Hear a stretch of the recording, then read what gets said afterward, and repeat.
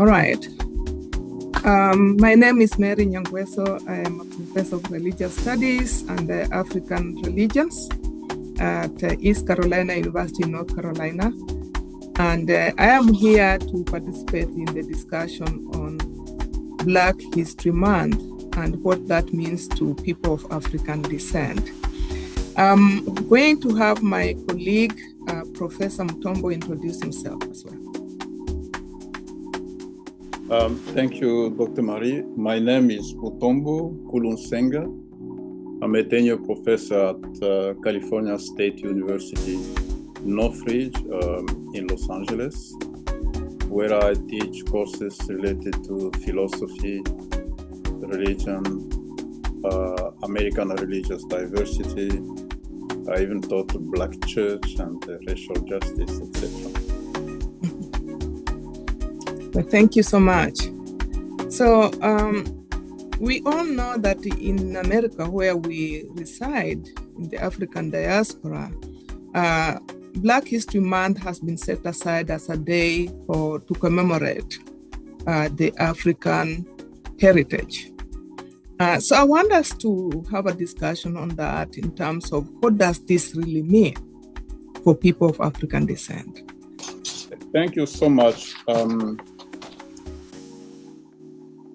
I think even though it's created like a celebration of African American studies in the African Americans, so people of African descent in the US, it is still relevant in many ways. First of all, we know that there is a substantial presence of people of African descent here in the United States and in the Caribbean and in South America, let's just say in the Americas. And of course, that is due to the triangular slave trade. So people who were brought here. Now, we know that they were excluded from participating in political activity, obviously. And then after the abolition of slavery, of course, you had the rise of Ku Klux Klan, you had discrimination, etc., etc. But what is important is that the opposition to integration in this country was based on the fact that people did not have values.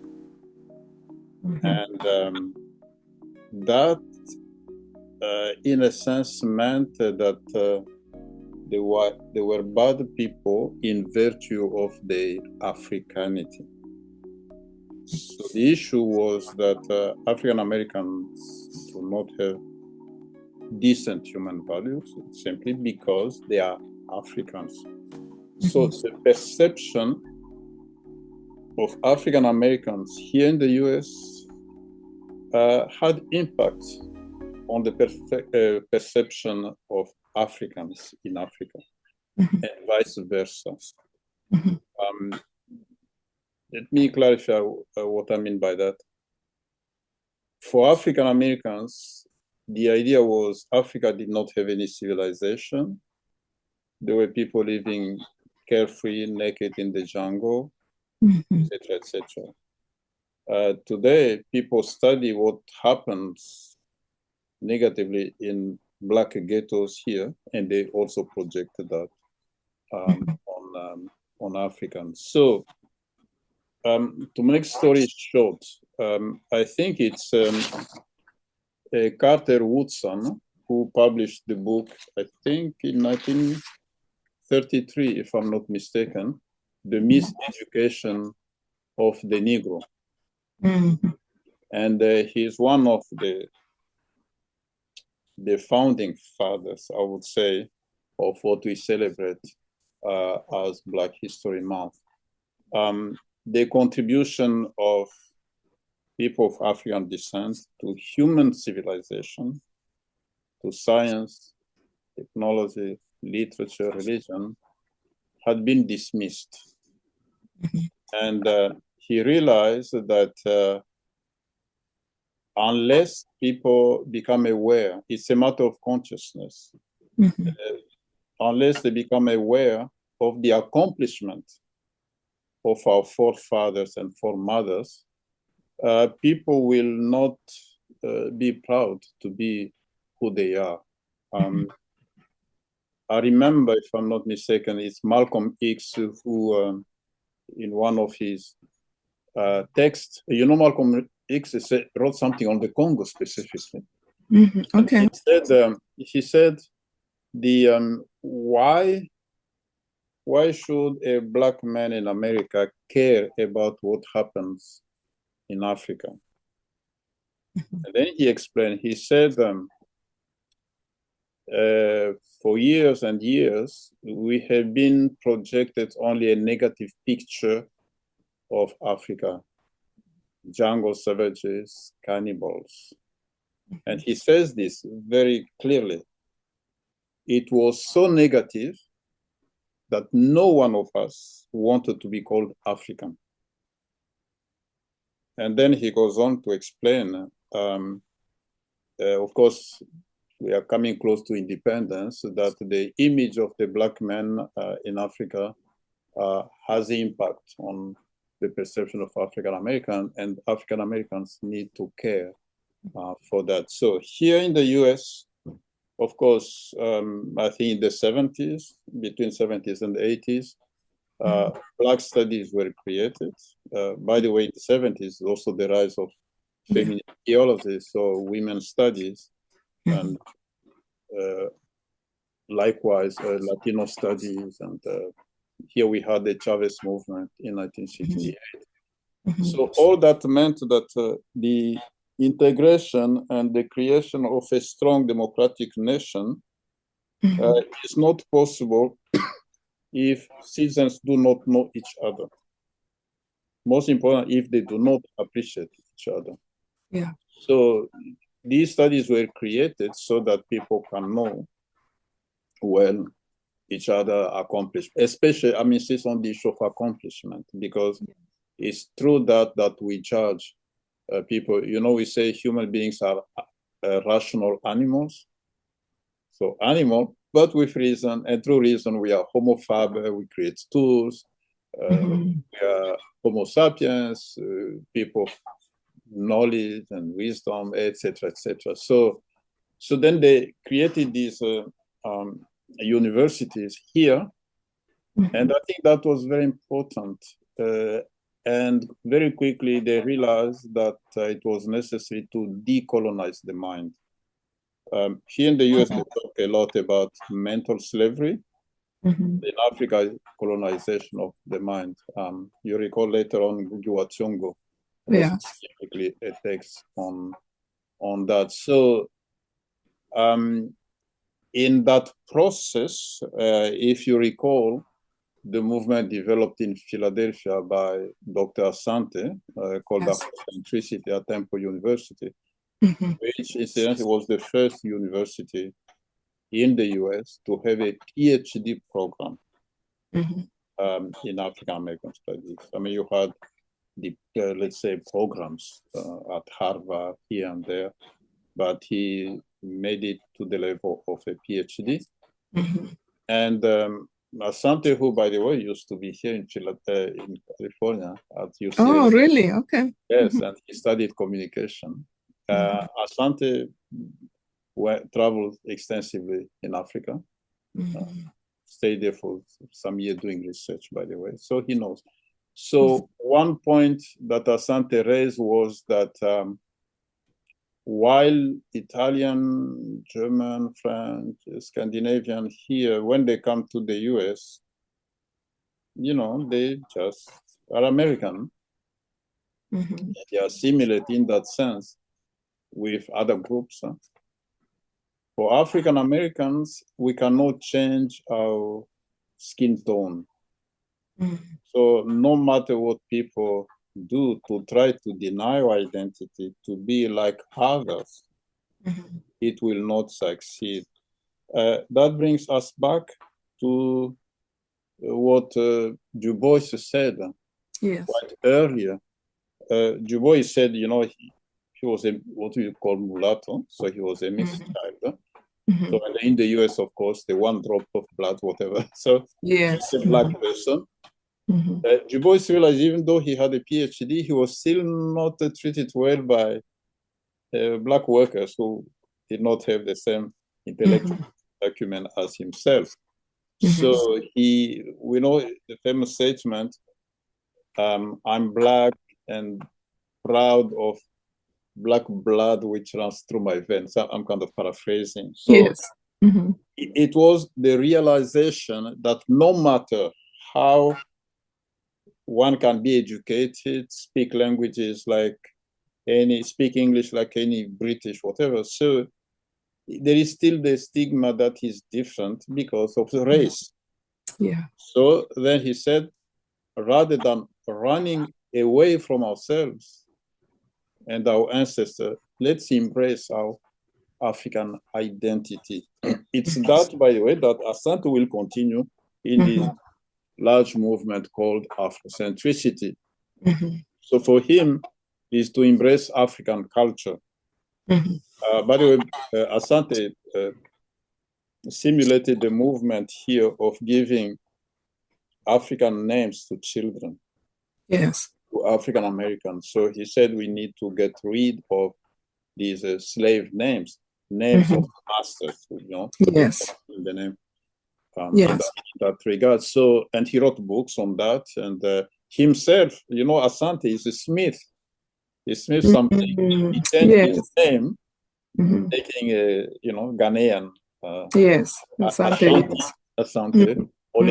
Asante. So, so that is that mental revolt. But the bottom line here is that for African Americans to be proud of the African identity in that regard. And then, of course, here, as you know, in this country, we have extensive research on Blacks in science, and they developed all these things. Now, for Africa, why? What is the impact of celebrating this? The Black Month has? Well, because we have the same issues. Africa, although we are majority on the continent, but the education was a colonial education. And even when we got independence, I remember that Basil Davidson, this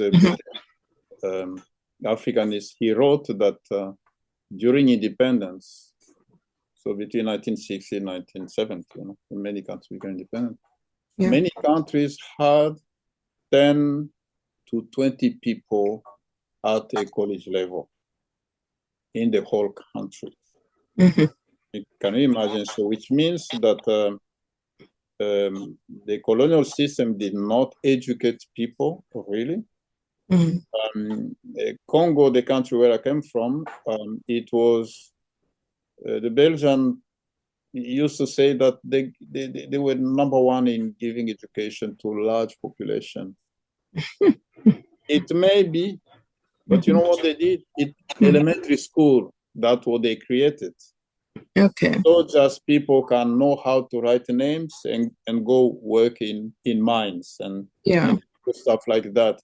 When it came to the high school and universities, high school is after Second World War that they will start to create. By the way, those were high schools for Belgian children living in the Congo.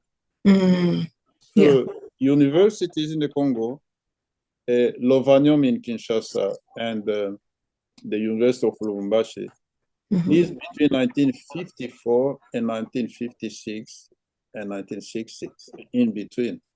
So it's just like a few years before independence.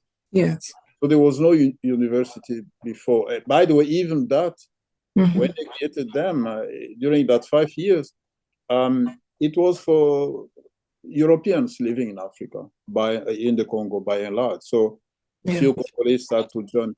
And then there was this famous sentence, pas d'élite, pas d'ennui in the Congo. No elite, no trouble. So which means give them just a little bit of education, but not much. Otherwise, and also they forbade Congolese from going to Belgium, let's say to Europe in general, because the idea was that they were going to be contaminated by movement of freedom by some of these Western leftists and Yes. Yes. so there was kind of blockade, apartheid not only inside the country but between Africa and the rest of the world. And I recall a text I read that during Second World War in the Congo, Belgians were afraid of two things: communism and Americanism. Okay. So they said, oh, don't bring black soldiers here, black American soldiers here, because Africans are going to see they look like them, then they will have ideas of, you know. Oh. This just to point a little bit, the situation of African Americans here, those who are educated, astronauts, etc., it inspires, you know, people on the continent. Also, even though many African Americans here struggle, but still, because the US is a powerful country, so in that sense, the situation of African Americans here has impact on Africa. You recall that during the Harlem Renaissance, Harlem Renaissance, the writers, African American writers, many ran away from slavery, from discrimination. They were living in Paris. Strange enough, they were respected in France. Yes, I know. Yeah. It's not just because they are Americans, because of the weight of the powerful nation. The nation, yes. Where they come from. So, but for me, it's really the issue of education that this whole creation of academic curricula to decolonize knowledge. For me, that is very, very relevant. By the way, Asante that I talk about, you know, one of the leading scholar, he was following and at Temple University, is Cheikh Anta Diop. We have Cheikh Anta Diop. Oh, yes. Anta Diop, yes. I Cheikh Anta Diop because Cheikh Anta Diop said, look, ancient Egyptians were African. Not only that, in 1955, Serge Sonneron, a French Egyptologist who worked in Cairo, died pretty young, very brilliantly. He wrote a book, Les Prêtres de l'Ancienne Égypte, The Priests of Ancient Egypt, in 1955, in which he revealed to the academic world, so between 55 and 57, that early Greeks used to go study in Egypt. That's true. And that Plato studied in Egypt for 13 years, Pythagoras for 22 years, and that way we even have documents of places where they were sleeping, and even recommendation letters. I know that for Plato, for instance, his ancestor on his mother's side, he was he was one of the wise people of Greece, and it was said that it's because he had studied in Egypt. Yeah. So Plato grew up in his family hearing these stories. That's what led him to go study in Egypt. Incidentally, what we call theorem of Pythagoras is an Egyptian theorem. It was a kind of trinity for them to explain Trinity, that Isis, Osiris, and Horus, the sun, so the three, father, mother, and the child, they are one God. And they use that triangle. And because in Egypt, of course, places around the pyramid and the temples were called House of Life. Those were schools. And so spiritual knowledge and and science, all these things were being developed together. So there was the knowledge. By the way, in Europe also, universities start with clerics, with the church creating university faculty of theology. Then later on, they add medicine between 1,200, etc. So that's how it went. So Asante put the study of ancient Egypt at the center of Afrocentricity, like Cheikh Anta Diop. Cheikh Anta Diop said, look, in Europe, it has been decided that everything begins with Greece and Rome. Before that, we can speculate. So any young man, woman, you have to study classics, then you start Greece, Rome, Middle Ages, say today. And he said the history of Africa has been suspended in the air. Yes. Essentially, it is a rest completely. It's like they don't want to talk about that history at all. Exactly. And in fact, they categorize it as mythology, you know? Yes. And which is a problem. But I think it links us to the point that I think Pan-Africanism is essentially about, how we can retrieve that knowledge. Yes. And the contributions of people of African descent that has been erased, that is marginalized. Even today, people don't want to talk about the accomplishments of people of African descent. So you've really talked about several issues. One other thing that comes to mind is why this should only be talked about in 1 month. Black History Month. I mean, Africans or people of African descent have contributed a lot over a very long period of time, that just dedicating discussions about that in 1 month is another form of, I don't know, token. It's like a token that we are being given that doesn't really recognize how much people of Africa have really contributed to the world history. Yeah, Dr. Mara, I think you're absolutely right. But you see, in the US, it's like, you make things like a movement and then to just affect the change. African Americans being a minority here, so they just did that to stimulate consciousness. Because in this country, let's face it, large part of stuff we study is white studies. Is white studies. So at least that movement was especially to help people of African descent themselves to be aware. But as you say, so that should be just a kind of a celebration very on throughout the year, the study of these things.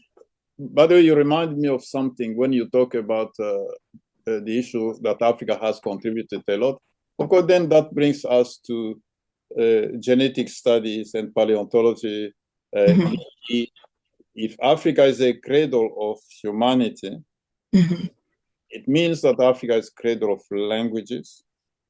It means that, as Professor Baum, a Jewish American, said, that it means that Africa is also the cradle of religion, etc., etc. And these are things which have not, I think the notion of Africa, cradle of humanity, has been kind of put in bracket, like no conclusion has been drawn from it in our teaching of philosophy, etc., etc. Yes, and I think, of course, that's really, this movement really helped. And I know that in Paris, you were talking about Pan-Africanism, so that's another point. The connection between the diaspora and the continent, of course, it's Du Bois and other African Americans here because of their own situation.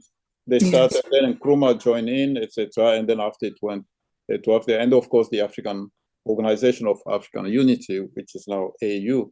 So Pan-Africanism stimulated the development of Africa with the goal to have like one country, like the United States of Africa, which was the dream of Nkrumah, simply because having been balkanized by colonial boundaries, it was difficult for small polities to resist the West. So the unit of Africa was was not necessary. Yeah, so the issue of Pan-Africanism is also really one of these impact of American diaspora on the continent. Yes.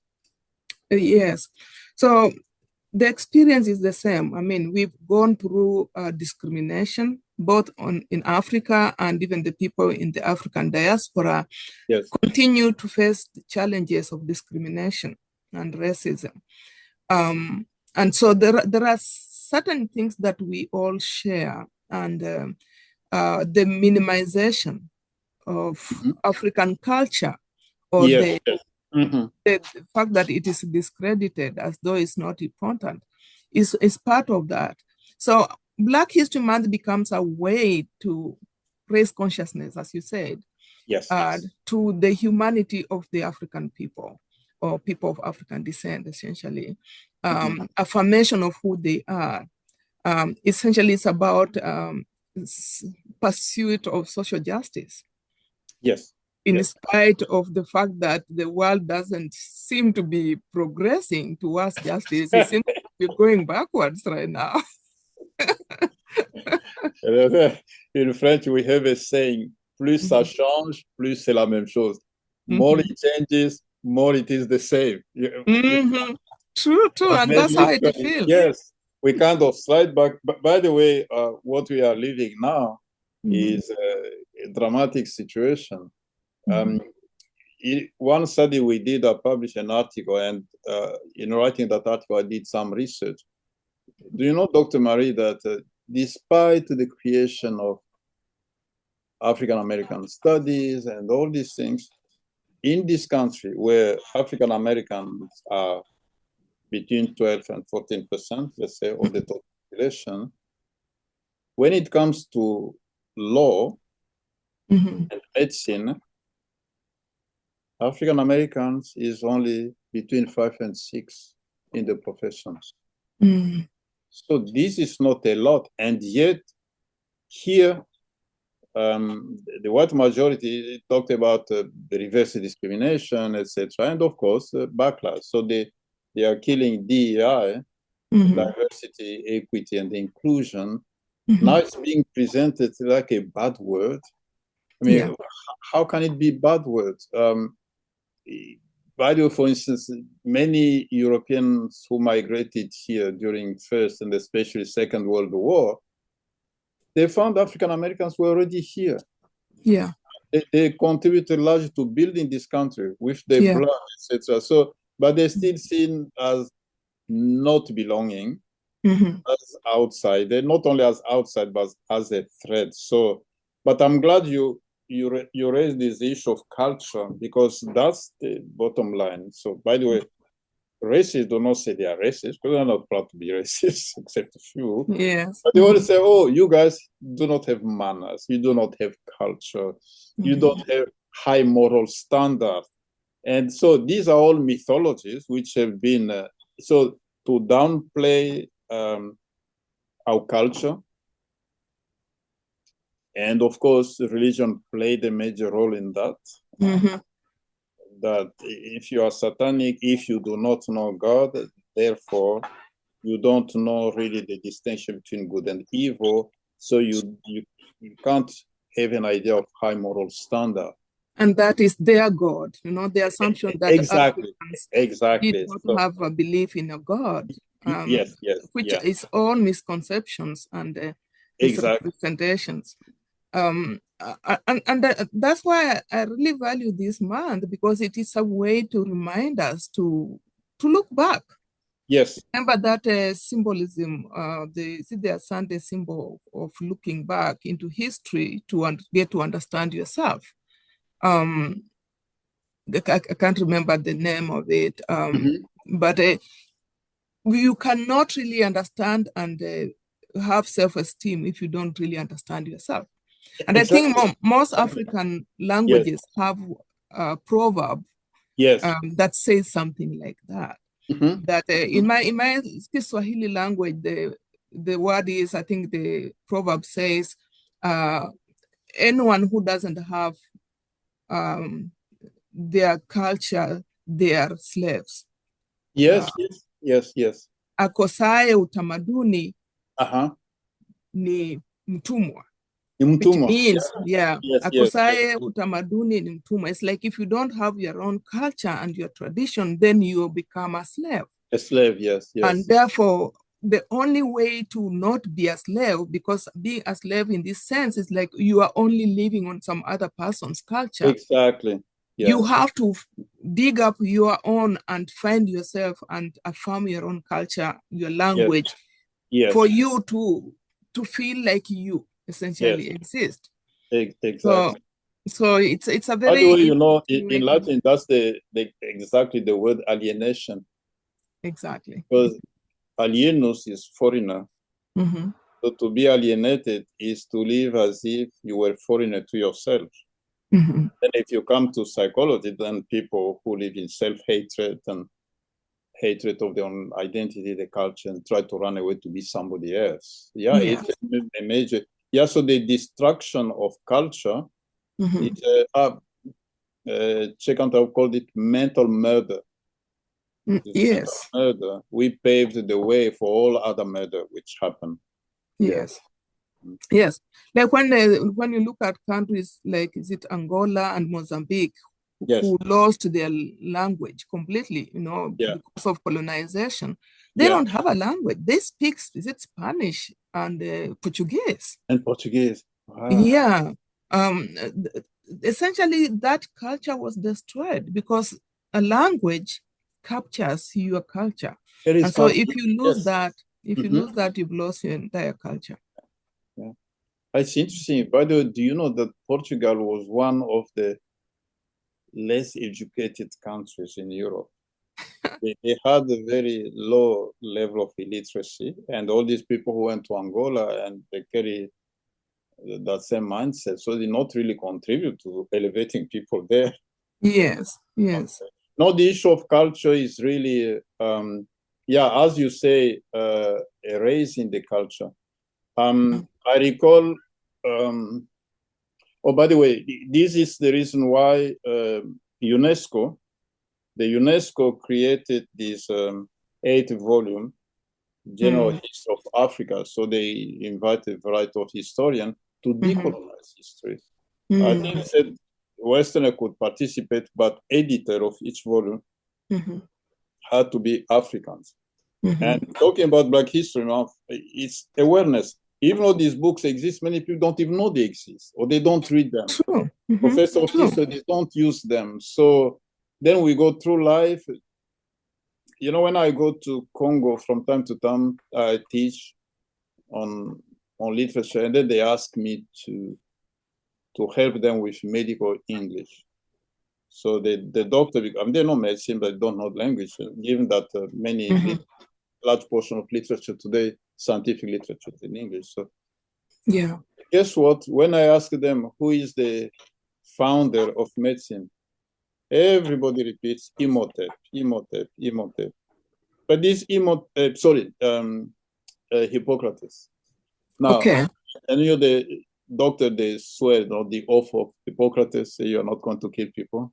But this Greek between the 5th and 4th century, but we know the father of medicine is the Egyptian Imhotep, more than 1,000 years before that.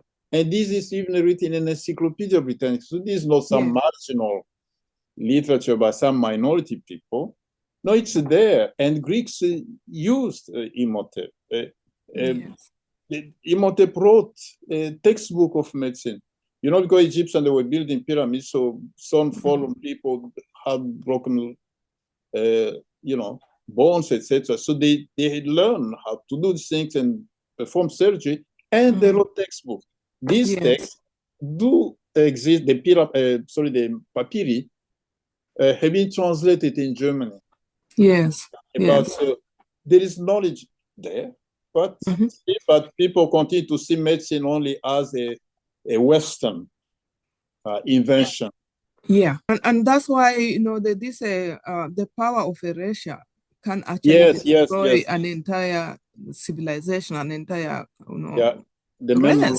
Yes, yes, Yeah, because I think that's what the people of African descent are suffering from.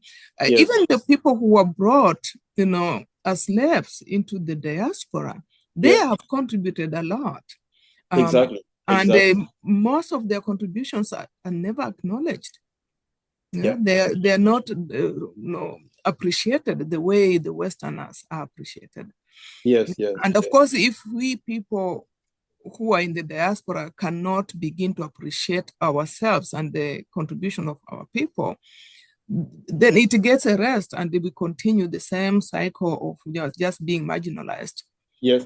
And being marginalized and vulnerable to domination, you know. Exactly. Anyone can come from Asia, Africa, they become king, they bully people. And of course, all this whole thing is connected also to capitalism because why erase the name of people to enslave them, so to exploit them better?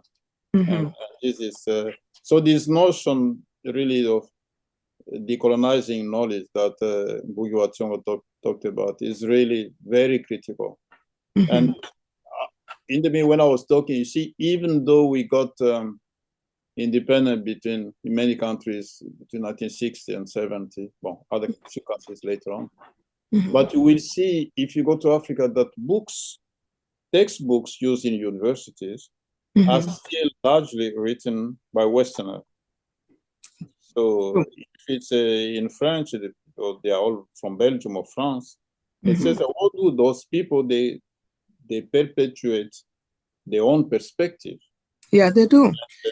They do, and even the publishers. There's so Yes, many people of African descent seeking yes, to publish their work, but nobody really wants to publish exactly. work by Africans. And so it's another form of structure that continues this domination Yes, yes. of the West by the West of knowledge, essentially. By the way, you remind me of something. You heard this whole tension in West Africa where Mali, Niger, and Burkina Faso, they said, okay, look, more than 60 years after independence, how can we have military bases of France in our countries? And also, you know that they have this France CFA, which is a colonial money. Yes. By France. And when some African presidents want to buy stuff, they have to ask for permission from the Bank of France.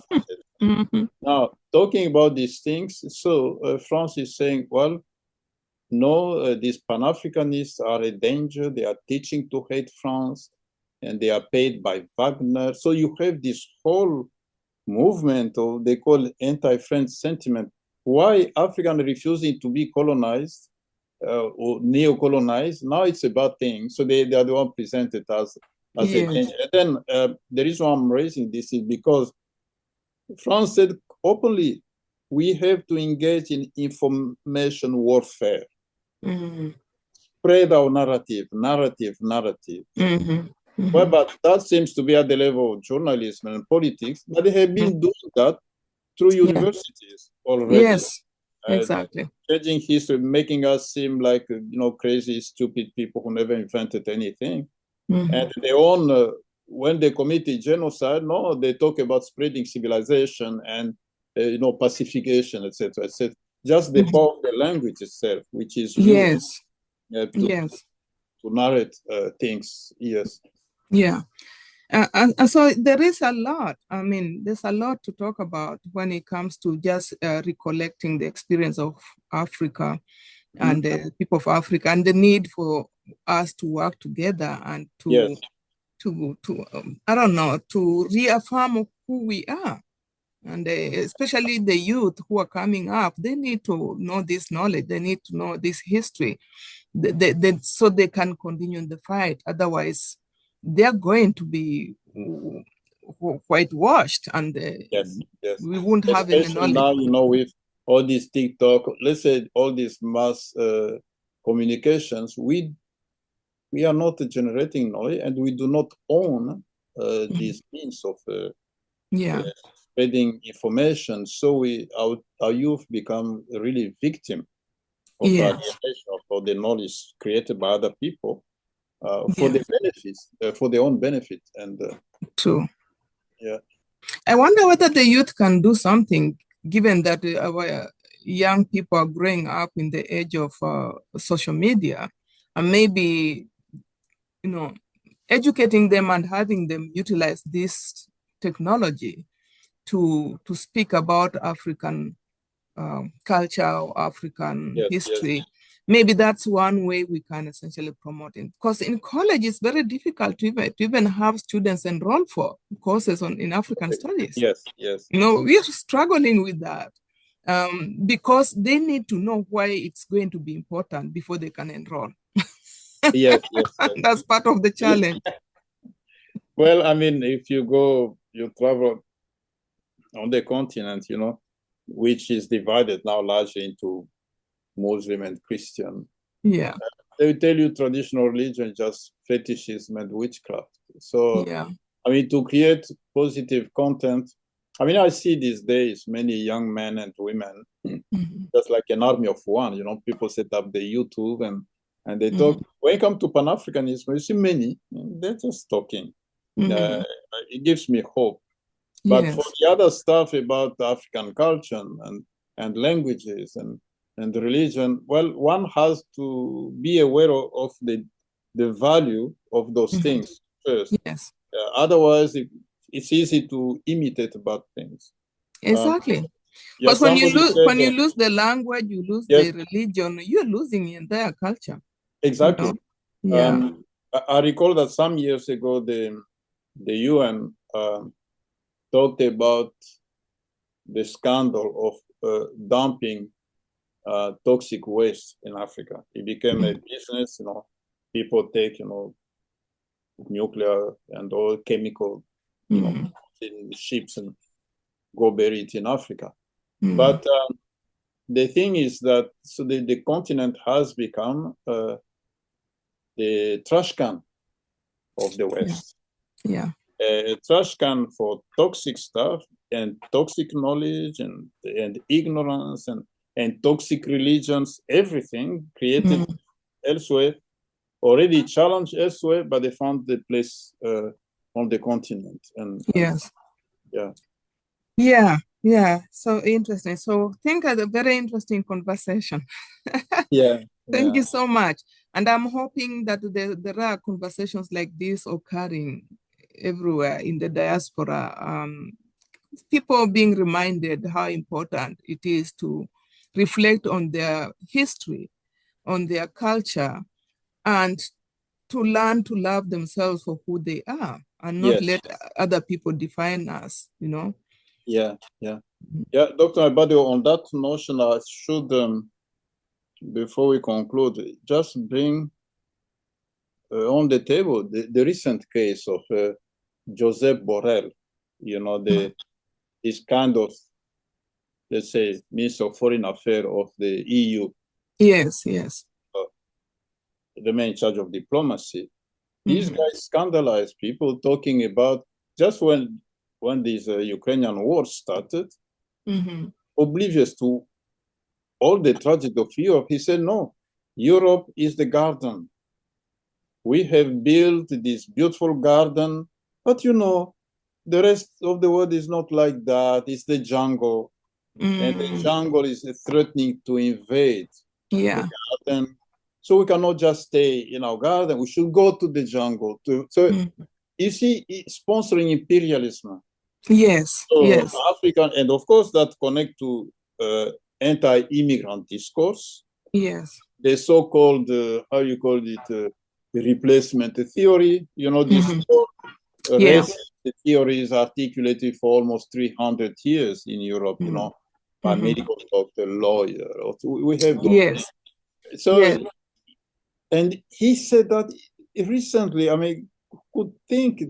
I mean, you know, without any shame. Huh? Yeah, I Europe mean is a garden, they have Africa, the rest of embraced the way, it. the jungle. I mean, such an idea, despite all the war that Europe has been doing, the genocide they committed. And then it comes, even Ursula von der Leyen, even here, it's always values, values, values, values. But the discourse of values has a flip side, is that others don't have value, especially Africans do not Exactly, have. exactly. And then rather than complain about neocolonialism, they should be grateful that we are helping them be human. It goes for us as well, it goes back to Hegel. Yes. Who in his philosophy of history exactly said that Africans were not really truly human. Yeah. Slavery is bad, but for them, it helps them, you know, to uplift them and give them human sentiment. So the discourse of civilization and culture is used to justify exploitation and oppression, and they go hand in hand. And now that because of rare earth minerals, and especially, you know, all the stuff for digital technologies, you know, coltan, cobalt, lithium, many of these things which are found elsewhere, but also largely in Africa. Africa is again the battleground. There is a new scramble for Africa, you know, between China, Russia, EU, and the US fighting for the continent. And then you have promotion of this value discourse. Yes. At the same time. Yes. So I think now more than ever, it's important to remember the beautiful things of our cultures. I recall an anthropologist, McGaffey, from Philadelphia. He said something. He said, we would like to identify our societies with its beautiful accomplishment, and then excuse all the terrible things as mistake or things of that nature. He said, if you ask a Christian what is Christianity, he will tell you, love the enemy, turn the other cheek, love your neighbor. He will never tell you that all these crusade and burning of witches and colonization, that is part of it. Strangely enough, but when it comes to Africa, is the negative things which are presented as, look, this is who they are. Yes, yes. You know, the negative things that we ourselves reject, but it's being presented by Eurocentric scholarship as African culture. Yes. And the positive are not known, and that's the problem. Exactly. So yes. It's really important to make shine these positive values of Ubuntu, Ubuntu, which are there. We have these beautiful proverbs which convey values, and of course, accomplishment in science and technology, because that's power. That's correct. I mean, the Zimbabwe building, you know, not only Pyramid of Egypt, but Nubia, Sudan, and of course the stuff in Mali Empire. So a pre-colonial, the accomplishment of pre-colonial African kingdom empire civilization, those things need to be taught, I would say, at a younger age. Exactly. Otherwise, if people think, well, we don't have value, then, as you say, somebody who is not proud of himself is a zombie. He's a dead man walking. Exactly. He's a danger to himself and cannot contribute anything significant to other people. How can someone who doesn't love himself love anyone? Yes. So, as somebody said, alienation produces monsters of our own making. True. That's what alienation does. True. So this Eurocentric alienating education is a kind of intellectual terrorism. Yes. Yes. So I want to end by saying that, you know, at least in the diaspora here in Americas, they have this month that is dedicated to that. I don't know whether African countries have the same, you know, moments to just reconsider our own culture and respect and affirm our own culture, because Africa has undergone colonialism. And there is that mindset, colonial mindset, that essentially most people are bought into. And I think Ngugi wa Thiong'o's decolonizing the mind is not just about one country or certain kind of people. I think it's for the entire continent. Yes, absolutely. Yeah. Absolutely. Yeah. we need to decolonize even the education systems that we have that do not affirm African education, African knowledge specifically, that was set aside as though it wasn't important. Those civilizations that we're talking about that the youth are not even taught in school about, so they don't know how good Africa was before this. Exactly. So all that education needs to be maybe civic education, so people get to understand their countries, the histories, and why those histories are very important to remember. How Nkrumah fought for Ghana, for the independence of Ghana, how Jomo Kenyatta fought for the independence of Kenya, and all these leaders who really pioneered to try and gain respect for African people. Respecting that, educating the youth about that is very important if Africa is to go in the right direction. Definitely. I mean, look, for instance, in politics, they always talk about African dictators, but they don't talk about these good models who ended up, by the way, being killed. Yes. Nothing is said about that. It's like Africa not produce any, and yet we had the organized system of government in the past. I mean, look like something like just food. Now, Africa is starving. We buy food from Europe. But all these people who were enslaved, they were strong. I tell myself, they were not eating McDonald's. These people, we had food. We had traditional medicine. These people survived. But the issue we're raising about the erasure of memory, it's really a tragic situation. And the West is working actively, to raise memory. You said something at the beginning about Mozambique and Angola, the issue of language. Yes. What Ngugi said, even now we do a scholarship, if you write in African language, then after you translate in English, it gives you a whole new horizon. Because African language, for instance, are not sexist. Yes. That gives a different way. Good. You do African existentialist philosophy, it's going to be more meaningful in African languages than if I were to translate those things in French. So the promotion of languages. I mean, look, people, they say, why did China develop? China was colonized for a short period of time. Yes. Short period of what they call century of humiliation. And it was not the whole China. So you had Macau here, you had Shanghai, a pocket of China occupied, but the whole continent, occupied. Literally, religion becomes either Islam or Christianity. You talk about Francophone, Anglophone Africa, and to speak an African language was considered a shame. Yes. But languages carry knowledge of medicine, moral value. So when languages die, a whole, as we say in Africa, if an old man or an old woman dies, it's like a library which is burning. Yes. And this is also true for languages. Just before we conclude, when you were asking why we have this, does Africa have celebration like Black History Month? I think we should suggest that it should be. Why am I saying this? Look, we do have the UN. There is the day of how we call it, Women's Day. Yes. We celebrate it. I saw the young girls in Africa say, hey, it's the day of women. We need to be. So it just contributes to awareness.